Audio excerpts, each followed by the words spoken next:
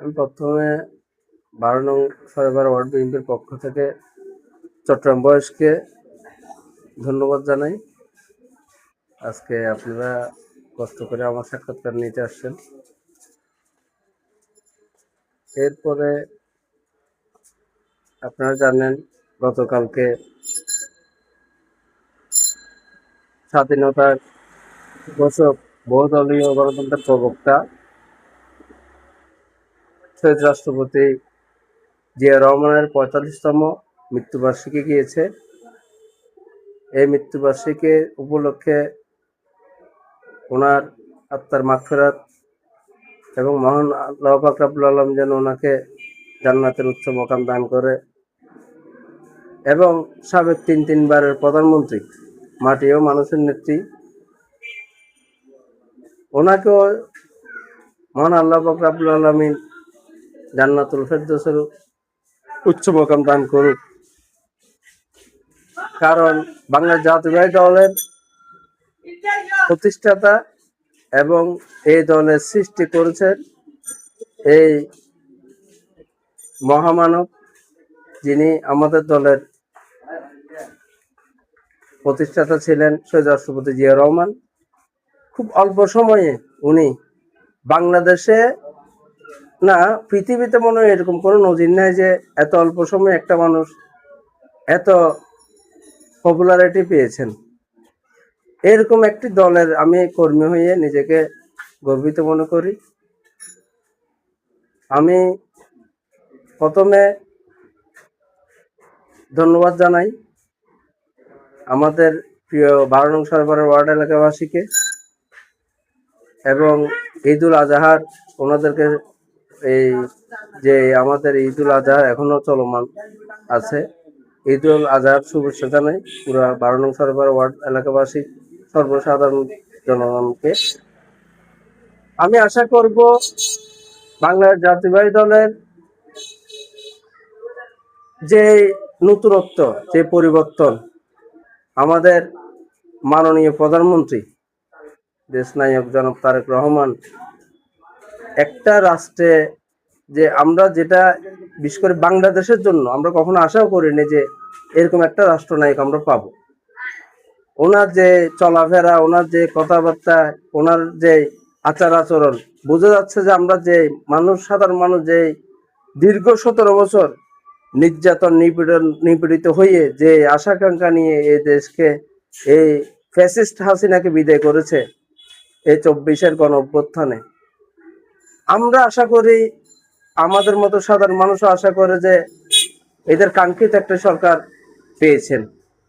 কারণ ওনার বক্তব্য, উনি সাধারণ মানুষের কাছে গিয়ে যেভাবে সাধারণভাবে উনি মিশতে চাচ্ছেন, এর থেকে আসলে বড় পাওয়ার হয় না। একটা রাষ্ট্রপ্রধান এর থেকে আর বেশি কি করতে পারে?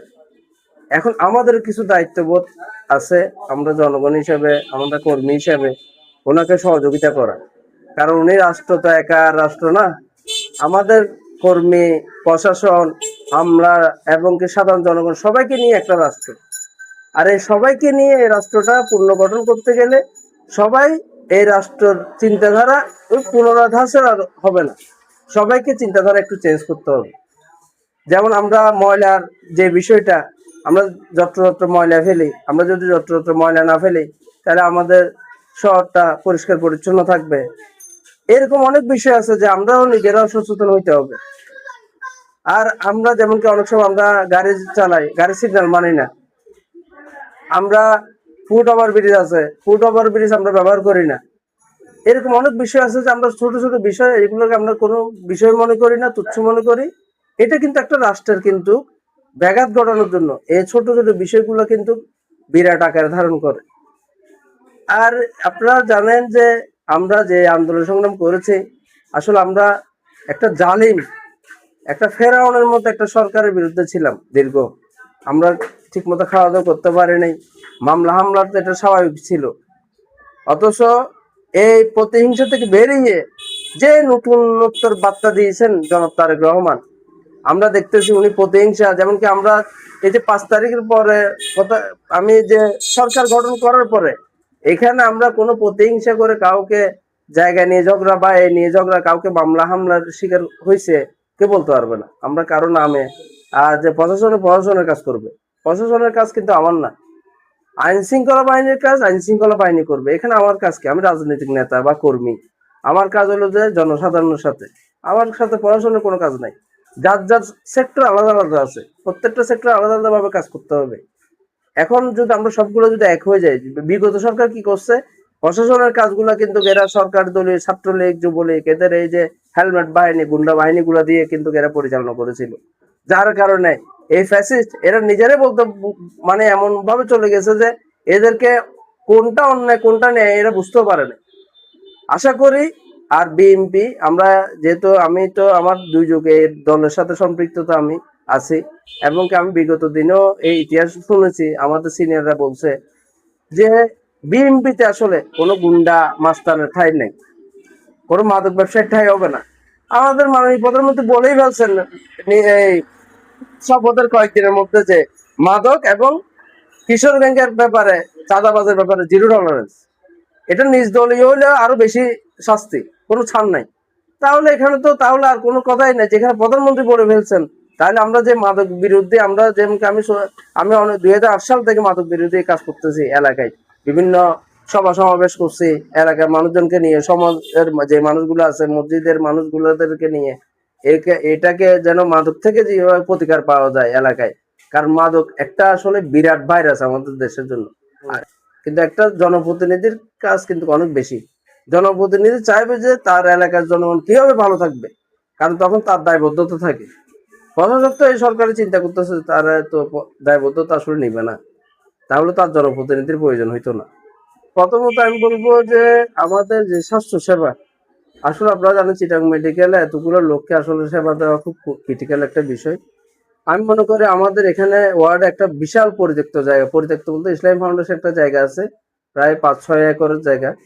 এটা হাজি ক্যাম্প, আপনার নাম শুনছেন।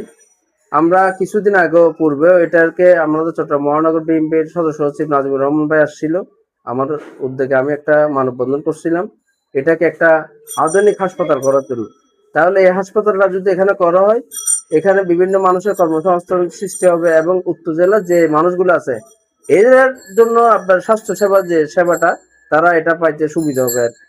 ভালো যে কোনো কাজ করার জন্য আমি সবসময় আমি প্রস্তুত, এবং কি এটা আমি অতীতেও করে গেছি, কারণ আমি বিরোধী দল থাকা অবস্থায় এখানে সামাজিক কর্মকাণ্ডগুলো চালিয়ে গেছিলাম, এবং এখনো করতেছি, ভবিষ্যতে করে যাবো। যতদিন আমি জীবিত থাকবো আমি মানুষের জন্য কাজ করবো। আমার তো একটা রাজনৈতিক নেতা বা কর্মীর এর থেকে আর বেশি চাওয়া আর কি থাকতে পারে। আমি অবশ্যই আমার প্রিয় এলাকাবাসীর কাছে দোয়া চাই, আপনারা আমার জন্য দোয়া করবেন, ভালো কাজগুলো যেন আমি করতে পারি। খারাপ কোনো কাজ যদি করি আমাকে পরামর্শ দিবেন, আমি এটা থেকে বিরত থাকবো। আসসালামু আলাইকুম।